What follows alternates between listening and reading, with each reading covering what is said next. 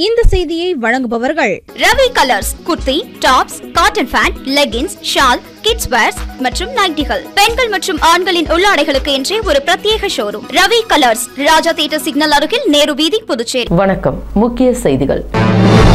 சாலை விரிவாக்க பணிக்கு எதிர்ப்பு. ஜீவ சமாதியாகும் போராட்டத்தில் ஈடுபட்ட குடியிருப்பு வாசிகள். அவதூறு கருத்துக்களை பரப்புவதாக எதிர்க்கட்சித் தலைவர் ராகுல் காந்தி மீது குற்றச்சாட்டு. கண்டன ஆர்ப்பாட்டத்தில் ஈடுபட்ட பாரதிய ஜனதா கட்சி ஓபிசி அணியினர். புதுச்சேரி வங்கிகளுக்கு வந்த கோடிக்கணக்கான புதிய ரூபாய் நோட்டுகள். பலத்த பாதுகாப்பு அளித்த காவல்துறையினர். பிரபல யூடியூபர் மகன் கைது. தீவிர விசாரணையில் இறங்கிய சைபர் கிரைம் காவல்துறையினர். இனி விரிவான செய்திகள். புதுச்சேரியில் சாலை விரிவாக்க பணிக்கு எதிர்ப்பு தெரிவித்து குடியிருப்பு வாசிகள் குழிக்குள் இறங்கி ஜீவ சமாதியாகும் போராட்டத்தில் ஈடுபட்டனர். புதுச்சேரி அரியாங்குப்பம் தொகுதிக்கு உட்பட்ட வீராம்பட்டினம் பகுதியில் உள்ளது ராதாகிருஷ்ணன் நகர். இங்கு சாலையோர புறம்போக்கு இடத்தில் 20க்கும் மேற்பட்ட குடும்பங்கள் வசித்து வருகின்றனர். இந்நிலையில் அப்பகுதியில் சாலை விரிவாக்க பணியை பொதுப்பணித்துறை மேற்கொள்ள உள்ளது. இதற்காக அங்குள்ள மக்களை காலி செய்யுமாறு அறிவுறுத்தப்பட்டுள்ளனர். இதற்கு எதிர்ப்பு தெரிவித்து அப்பகுதி மக்கள் கடந்த வாரம் மாவட்ட ஆட்சியர் அலுவலகத்திற்கு வந்து மனு அளித்தும் எந்த பயனும் இல்லை என கூறி அதே பகுதியில் குழி தோண்டி அதில் இறங்கி ஜீவ சமாதி அடையும் போராட்டத்தில் ஈடுபட்டனர். அப்பொழுது போராட்டத்தில் ஈடுபட்டவர்களை காவல்துறையினர் வலுக்கட்டாயமாக அகற்ற முயன்றதால் போராட்டத்தில் ஈடுபட்டவர்கள் பெட்ரோலை ஊற்றிக்கொண்டு தனது உயிரை மாய்த்துக் கொள்ளும் முயற்சியில் ஈடுபட்டனர். மேலும் போராட்டத்தில் ஈடுபட்ட பெண் ஒருவர் அருகில் இருந்த குளத்தில் விழுந்து தன் உயிரை மாய்த்துக் கொள்ள முற்பட்டதால் பரபரப்பு ஏற்பட்டது.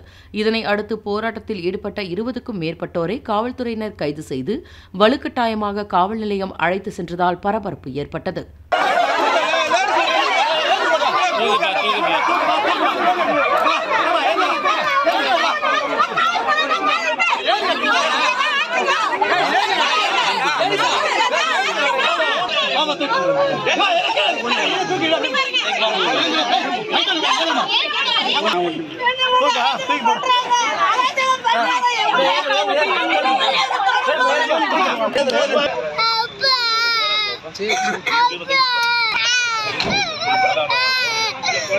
நாடாளுமன்ற எதிர்க்கட்சித் தலைவர் ராகுல் காந்தியை கண்டித்து புதுச்சேரி பாரதிய ஜனதா கட்சி சார்பில் கண்டன ஆர்ப்பாட்டம் நடைபெற்றது.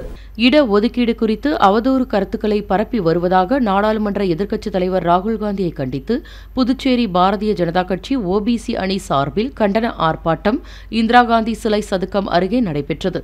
மேலும் பாரதிய ஜனதா கட்சி ஓபிசி அணி தலைவர் நாகராஜன் தலைமையில் நடைபெற்ற இந்த கண்டன ஆர்ப்பாட்டத்தில் சிறப்பு விருந்தினராக கலந்து கொண்ட புதுச்சேரி பாரதிய ஜனதா கட்சி தலைவர் செல்வ கணபதி கண்டன உரையாற்றினார்.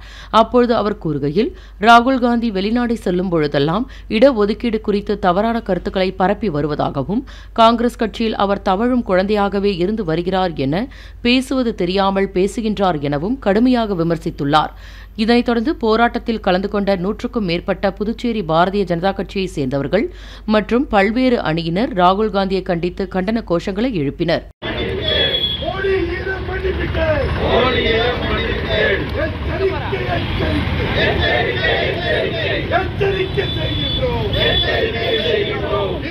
அசிங்கப்படுத்தும் ராகுலே, கண்டிக்கின்றோம் கண்டிக்கின்றோம். புதுச்சேரி வங்கிகளுக்கு கோடிக்கணக்கில் புதிய ரூபாய் நோட்டுகளை காவல்துறையினர் பாதுகாப்புடன் கண்டெய்னர் லாரிகளில் எடுத்து வரப்பட்டது. புதுச்சேரியில் தேசியமயமாக்கப்பட்ட வங்கிகள் ஏராளமாக உள்ளன. இந்த வங்கிகளுக்கு தேவைப்படும் புதிய ரூபாய் நோட்டுகள் சென்னையில் உள்ள இந்திய ரிசர்வ் வங்கி கிளையில் இருந்து அவ்வப்பொழுது எடுத்து வருவது வழக்கம். இதேபோல் பழைய ரூபாய் நோட்டுகள் மற்றும் கிழிந்த ரூபாய் நோட்டுகளையும் அங்கிருந்து அனுப்பி வைப்பார்கள். இந்நிலையில் புதுச்சேரியில் உள்ள வங்கிகள் மற்றும் ஏடிஎம் மையங்களுக்கு பணம் நிரப்புவதற்கு கோடிக்கணக்கான புதிய ரூபாய் நோட்டுகள் சென்னை இந்திய ரிசர்வ் வங்கி கிளையில் இருந்து 2 கண்டெய்னர் லாரிகளில் வந்தது. பாதுகாப்பிற்காக லாரிகளுக்கு முன்பும் பின்பும் 50க்கும் மேற்பட்ட துப்பாக்கி ஏந்திய காவலர்கள் வாகனங்களில் வந்தனர். மேலும் புதுச்சேரியில் உள்ள ஒவ்வொரு தேசிய வங்கி கிளைகளுக்கும் காவல்துறையினரின் பாதுகாப்புடன் பணம் அனுப்பி வைக்கப்பட்டது. இதன் காரணமாக புதுச்சேரியில் உள்ள வங்கிகள் முன்பு காவல்துறையினர் துப்பாக்கி ஏந்தியபடி நின்றதும் குறிப்பிடத்தக்கது. சிறுமிக்கு ஆபாச வீடியோ அனுப்பி மிரட்டல் விடுத்த பிரபல யூடியூபர் மகனை புதுச்சேரி சைபர் கிரைம் காவல்துறையினர் கைது செய்தனர். புதுச்சேரியை சேர்ந்த 11ஆம் வகுப்பு படிக்கும் சிறுமி ஒருவர் சமூக வலைதளங்களில் ஆர்வம் காட்டியுள்ளார். அவருடைய இன்ஸ்டாகிராம் ஐடிக்கு அறிமுகமில்லாத புதிய நபரிடம் இருந்து ஒரு மெசேஜ் வந்துள்ளது. அதைத் தொடர்ந்து இருவரும் மெசேஜ் அனுப்புவது, வீடியோக்களை அனுப்புவதன் மூலம் நண்பர்களாக பழகியுள்ளனர். பழகிய 15 நாட்களுக்குள் அந்த நபர் சிறுமிக்கு பல்வேறு ஆபாச வீடியோக்கள் மற்றும் அவருடைய அந்தரங்க வீடியோவையும் அனுப்பி வைத்து மிரட்ட துவங்கியுள்ளார். இது தொடர்பாக சிறுமியின் தாயார் சைபர் கிரைம் காவல் நிலையத்தில் அளித்த புகாரின் பெயரில் காவல்துறையினர் வழக்கு பதிவு செய்து விசாரணை மேற்கொண்டனர். இந்த விசாரணையில் மதுரையை சேர்ந்த பிரபல யூடியூபரான சிக்கா மற்றும் சுமியின் மகன் அஷ்ரப் என்பது தெரியவந்துள்ளது.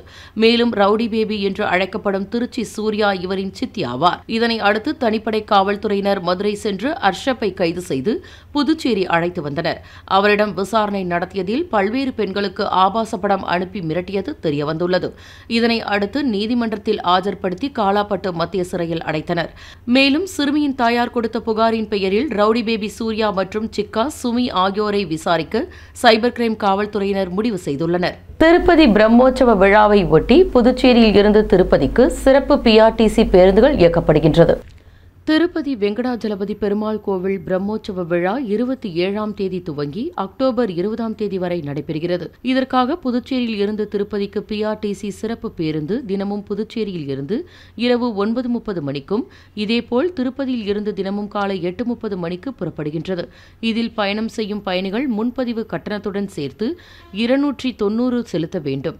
பயணம் செய்ய விரும்பும் பயணிகள் புதுச்சேரி பேருந்து நிலையத்தில் உள்ள பிஆர்டிசி பயணச்சீட்டு முன்பதிவு மையத்தில் பெற்றுக்கொள்ளலாம்.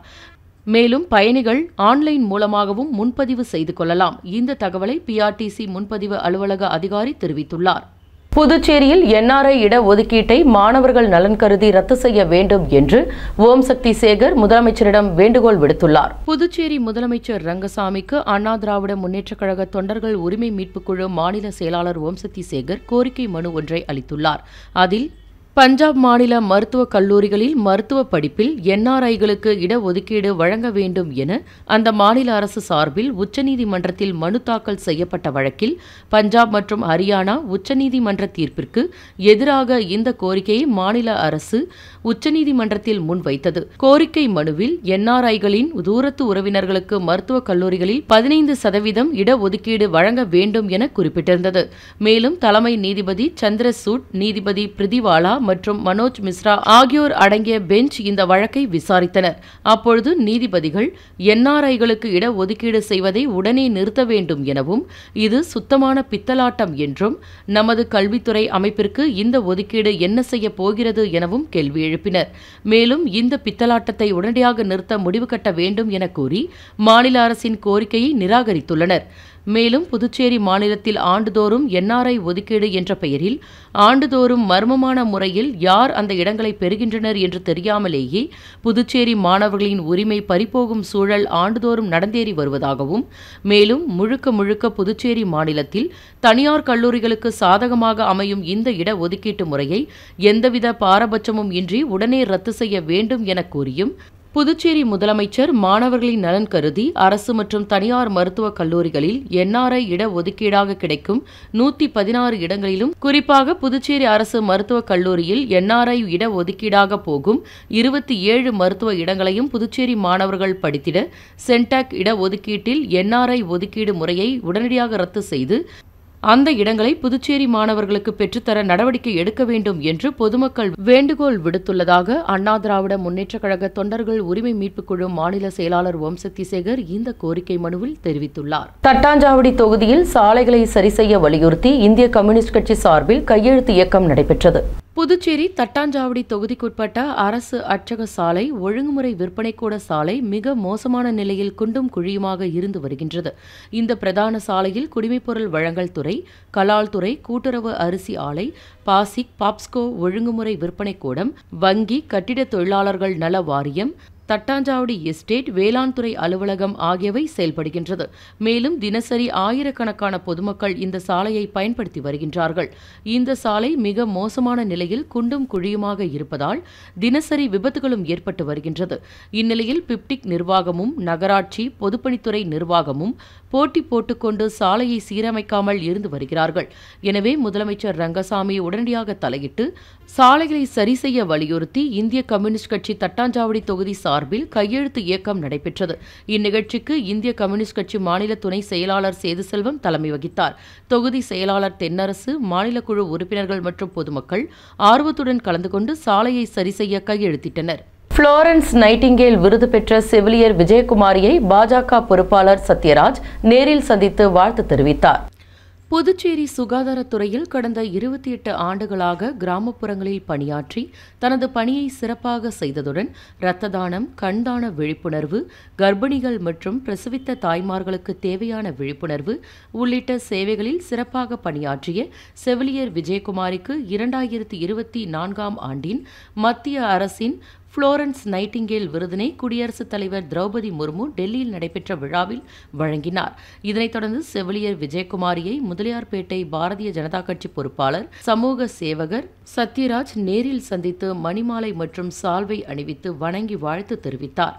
இந்நிகழ்வில் ஆறுமுகம், மீனாட்சி சுந்தரம் மற்றும் இளைஞர்கள் உடனிருந்தனர். ஆன்லைன் வர்த்தகம் என கூறி 3.5 லட்சம் மோசடி செய்த கும்பலை சைபர் கிரைம் காவல்துறையினர் தேடி வருகின்றனர். புதுச்சேரி ஜிப்மர் குடியிருப்பை சேர்ந்த ஜான்பால் என்பவரை சில மர்ம நபர்கள் வாட்ஸ்அப் குரூப்பில் இணைத்துள்ளனர். அதில் ஒரு குறிப்பிட்ட ஆன்லைன் வர்த்தகத்தில் முதலீடு செய்தால் அதிக லாபம் கிடைப்பதாக கூறியுள்ளனர். அதனை நம்பிய ஜான்பால் 3,51,000 முதலீடு செய்துள்ளார். ஆனால் அவரால் முதலீடு செய்த பணத்தை கூட திரும்ப பெற முடியவில்லை என்பதால் தான் மோசடி செய்யப்பட்டதை உணர்ந்த அவர் இது தொடர்பாக புதுச்சேரி சைபர் கிரைம் காவல்துறையில் புகார் செய்துள்ளார். இதேபோல் சேதராப்பட்டை சேர்ந்த சத்யேந்திர சர்மா என்பவரின் வங்கிக் கணக்கில் இருந்து 75,000 மர்ம நபர்கள் எடுத்துள்ளனர். மேலும் மாகேயை சேர்ந்த ஜின்சா அதுல் என்பவர் ஆன்லைன் மூலம் 698ற்கு துணிகளை ஆர்டர் செய்துள்ளார். ஆனால் அவருக்கு துணியை அனுப்பாமல் மேலும் 500 ரூபாய் கேட்டு குறுஞ்செய்தி வந்துள்ளது. இந்த புகார்கள் தொடர்பாக சைபர் கிரைம் காவல்துறையினர் தீவிர விசாரணை மேற்கொண்டு வருகின்றனர். தனியார் நிறுவன ஊழியர்களுக்கு குறைந்தபட்ச கூலி 404 ரூபாய் வழங்க வேண்டும் என்று தொழிலாளர் துறை உத்தரவிட்டுள்ளது. புதுச்சேரியில் தனியார் நிறுவனங்களில் பணியாற்றும் ஊழியர்களுக்கு குறைந்தபட்ச கூலியை நிர்ணயம் செய்ய வேண்டும் என்ற கோரிக்கை தமிழ்ச்சங்கங்கள் சார்பில் விடுக்கப்பட்டது. இதனைத் தொடர்ந்து இந்த கூலி நிர்ணயம் தொடர்பாக தொழிலாளர் துறை நடவடிக்கை மேற்கொண்டது. இதனைத் தொடர்ந்து கூலி தொடர்பாக வரைவு பட்டியலையும் வெளியிட்டு ஆட்சேபனைகளை கேட்டறிந்தது. இந்நிலையில் குறைந்தபட்ச கூலியை நிர்ணயம் செய்து தொழிலாளர் துறை வெளியிடப்பட்டுள்ளது. இதன்படி தொழிலாளர்களுக்கு தினக்கூலியாக குறைந்தபட்சம் 404 ரூபாய் வழங்க உத்தரவிடப்பட்டுள்ளது. மேலும் பல்வேறு தொழில் பிரிவுகளில் குறைந்தபட்ச சம்பளத்தை வழங்கவும் உத்தரவிடப்பட்டுள்ளது. இதற்கான உத்தரவினை தொழிலாளர் துறை கூடுதல் செயலாளர் யாதவ் லட்சுமி நாராயண ரெட்டி வெளியிட்டுள்ளார். இத்துடன் ஏஎம்என் செய்திகள் நிறைவடைந்தன. வணக்கம். புதுச்சேரி உங்கள் ஏஎம்என் டிவி செய்திகளை யூடியூபில் உடனுக்குடன் காண ஏஎம்என் டிவி பாண்டிச்சேரி சேனலை சப்ஸ்கிரைப் செய்யுங்கள். பெல் பட்டனை மறக்காமல் கிளிக் செய்யுங்கள்.